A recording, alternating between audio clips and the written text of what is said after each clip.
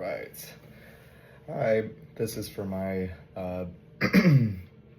my teaching assignment, and the first bullet point is if slash how you benefited your client. And I think did a good job. So mine was over hypertension, or I was teaching my client about hypertension, and I think I did a good job at going over uh, how like some treatments incorporated, some complications, how hypertension works. My client, he didn't really know anything about, or he told me he didn't know anything about hypertension, but I get the feeling that he knew more than what he said, but he didn't want to get anything wrong.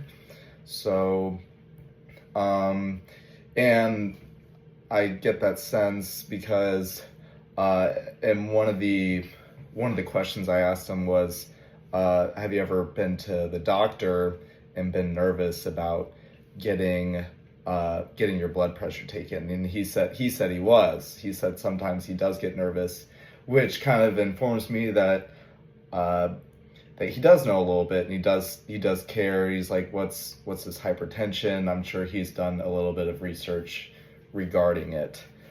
But I informed my client on things he could do. I really wanted to make it nutrition focused because my client is a wrestler and he's wanting to stay big for wrestling so he can perform at his best while also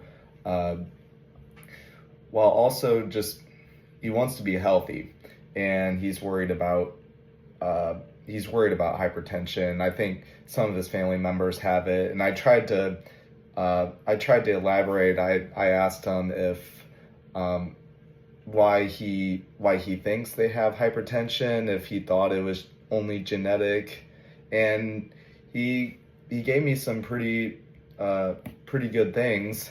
And unfortunately, it was after I kind of talked to him about what it was, and I have a feeling he connected the dots and was like, "Oh yeah, then that makes sense." But let's see, how did you incorporate mindfulness? I did my best to let my client speak. Let's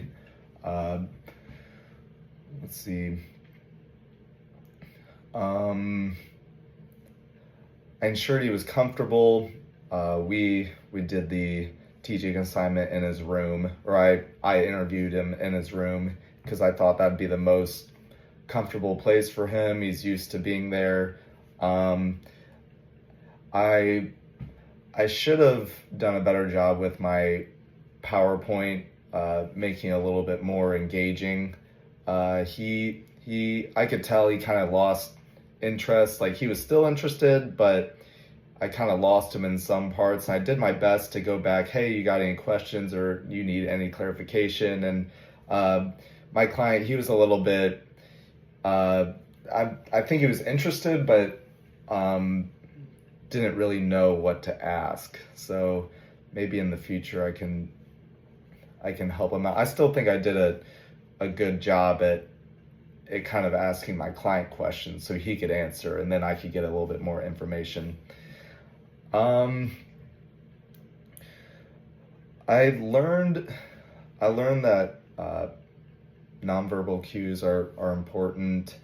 In that planning, my client said that he would have liked for the presentation to have graphs, which I can agree with. My presentation was pretty bland.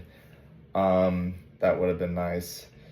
And I think I did a good job educating. I asked him how he thought I did, and he said he really thinks I did well.